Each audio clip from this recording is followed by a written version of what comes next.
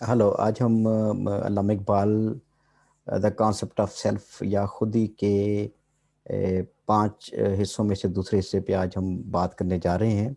इसकी समरी हमने पहले दे दी है कि खुदी जो है वो तकब्बुर नहीं है। खुदी का मतलब गुरूर नहीं है। खुदी का मतलब खुद पसंदी नहीं है। खुदी का मतलब सेल्फ कॉन्फिडेंस है, सेल्फ एश्योरेंस है। और खुदी का मतलब सेल्फ अवेयरनेस है, सेल्फ एस्टीम है, इज़्ज़त नफ्स है।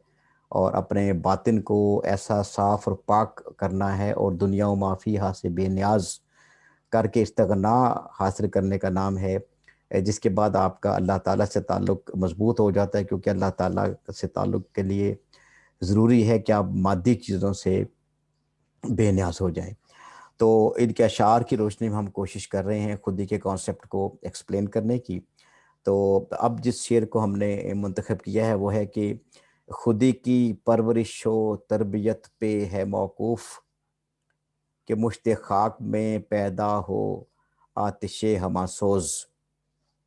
अल्फाज इसके ज़रा मुश्किल हैं। बात सादा सी इसमें यह है कि खुदी को और सेल्फ़ कॉन्सेप्ट को और सेल्फ़ इमेज को और अपने बातिन को, अपने ज़मीर को, इज़्ज़त नफ्स को, उसको ऐसा उसकी परवरिश उसको ऐसे तरीके से करने की ज़रूरत है, ऐसी उसकी तरबियत करने की ज़रूरत है, उसमें बेनियाज़ी को डालना, उसमें इस्तिग़ना को डालना, उसमें समदियत को डालना।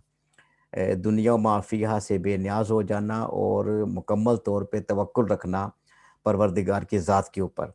और इसमें जो है वो अशिया जो चीज़ें हैं दुनिया में उन उस पे डिपेंड नहीं करना, उन पे बैंक नहीं करना, सारे का सारा उनको अपना तकिया नहीं बनाना, बल्कि अल्लाह ताला की ज़ात पे भरोसा रखना है। और वो अगर अशिया पास हैं तो भी अल्लाह की ज़ात पे भरोसा है, और अगर वो अशिया पास नहीं है तो भी अल्लाह की ज़ात पे भरोसा है।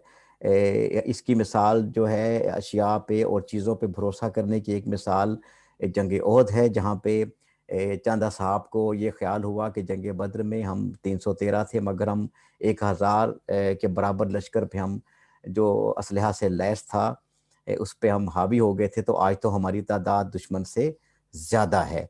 तो इस बात को अल्लाह ताला ने नापसंद फरमाया। दूसरी वजह रसूल अकरम सल्लल्लाहु अलैहि वसल्लम की नाफरमानी थी जो बाज़ असहाब ने की, जिसकी वजह से जंग उहद में नाकामी हुई। लेकिन एक सबक ये भी है कि डिपेंडेंस आ गई थी अपने तादाद पे, अपनी ताकत पे, अपनी कुव्वत पे, जो असलहा था उसके ऊपर, और अल्लाह ताला की ज़ात से तवज्जो हट गई थी। इकबाल के यहाँ इसका कॉन्सेप्ट ये है कि वहाँ खुद ही कमज़ोर हो गई थी और उसकी जगह पे खुद पसंदी और तकब्बुर और गुरूर आ गया था।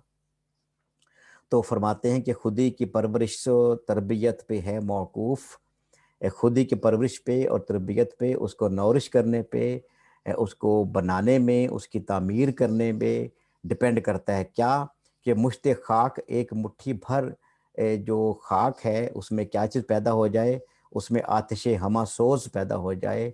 एक खाक की मुट्ठी में, एक छोटी सी चीज़ में, थोड़ी सी मट्टी में, एक मुट्ठी भर खाक में वो शरर पैदा हो जाए, वो चिंगारी पैदा हो जाए, वो आग पैदा हो जाए जो कि मुखालिफ को और बातिल को जला के राख कर दे।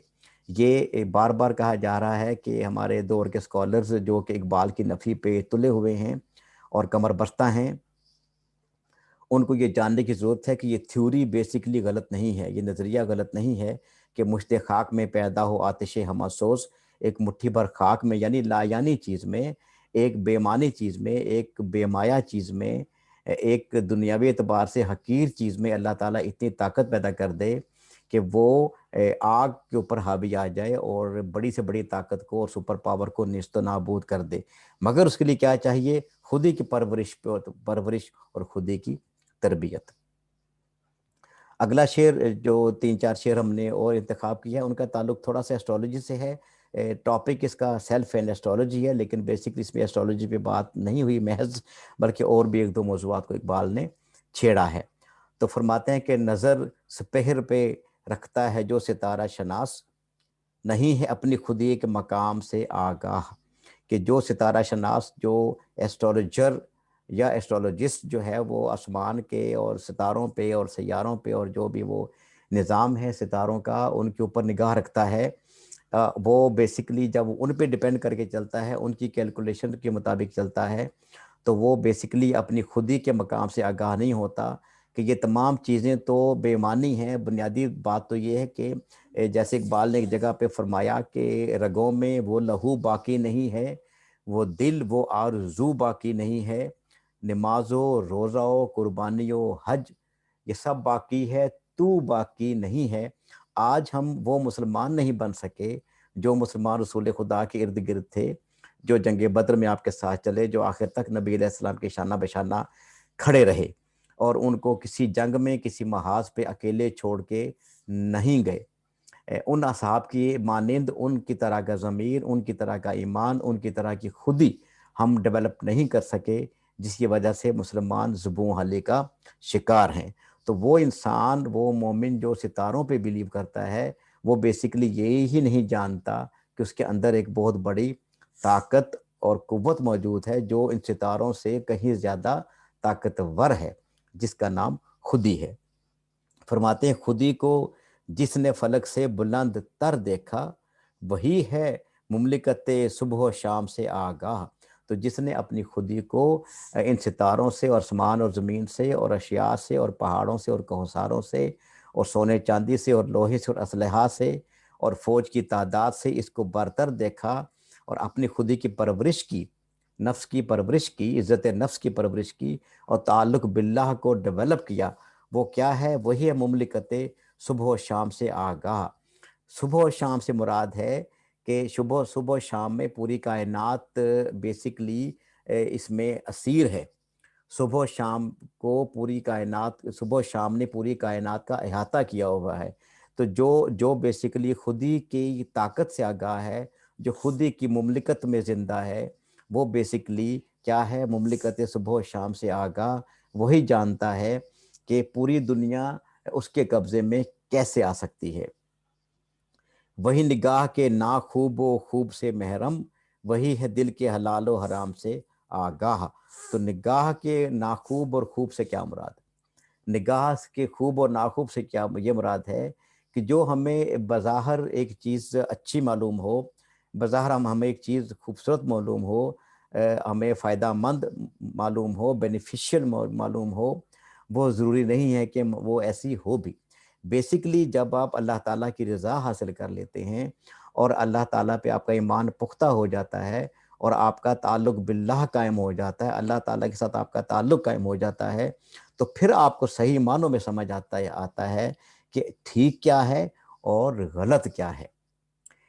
یہی وجہ ہے کہ جن اصحاب کو اللہ تعالیٰ نے وہ نگاہ عطا فرمائی کہ وہ نبی علیہ السلام کے ذات اقدس کو پہچان سکیں، انہیں کو سمجھ میں آیا کہ ایک غریب انسان، ایک اکیلا انسان جو نبوت کا دعویٰ کر رہا ہے اور بتوں کی نفی کر رہا ہے اور تمام عرب کو اپنے خلاف کھڑا کر رہا ہے، اس کے پاس نہ تو جاگیر ہے، نہ دولت ہے، نہ عہدہ ہے، لیکن وہ شخص ہے سچا۔ تو تمام اصحاب ان کے قریب شمع کے گرد جیسے پروانے اکٹھے ہو جاتے ہیں۔ ان کو خوب کیا لگا، ٹھیک کیا لگا، اچھا کیا لگا؟ وہ اکیلا شخص جو لوگوں کو اللہ کی طرف بلا رہا تھا، یعنی کہ محمد عربی صلی اللہ علیہ وآلہ وسلم۔ اور ناخوب کیا لگا؟ کفر برا لگا، کفر غلط لگا۔ کفر کے پاس دولت بھی تھی، کفر کے پاس مملکت بھی تھی، کفر کے پاس طاقت بھی تھی، کفر کے پاس فوج بھی تھی، کفر کے پاس اسلحہ بھی تھا، لیکن ان کو وہ ناخوب لگا، وہ ٹھیک نہیں لگا۔ ان کو ٹھیک کیوں؟ کہ ان کو نگاہ میں، ان کی نگاہ جو تھی وہ پاک تھی اور ان میں خودی ڈیولپ کر چکی تھی، اور وہی جانتے تھے کہ وہی ہے دل کے حلال و حرام سے آگاہ، کہ دل کس کو حلال سمجھتا ہے اور دل کس کو حرام سمجھتا ہے۔ تو انہوں نے، اصحاب اقدس نے، صحابہ کرام نے تمام چیزوں کو، تمام قوتوں کو چھوڑ کے، تمام دنیاوی کششوں کو چھوڑ کے نبی علیہ السلام کے ساتھ کا اعادہ فرمایا اور ارادہ فرمایا۔ اور وجہ کیا تھی؟ وجہ یہ تھی کہ ان کی خودی جو تھی وہ بیدار تھی، ان کی خودی زندہ تھی اور ان کی عزت نفس موجود تھی، ان کا باطن زندہ تھا۔ یہاں پہ ہم آج کی بات کو مکمل کرتے ہیں، انشاءاللہ اگلے ٹاپک کے ساتھ، اگلے شعر کے ساتھ اسی ٹاپک پہ دوبارہ بات کریں گے۔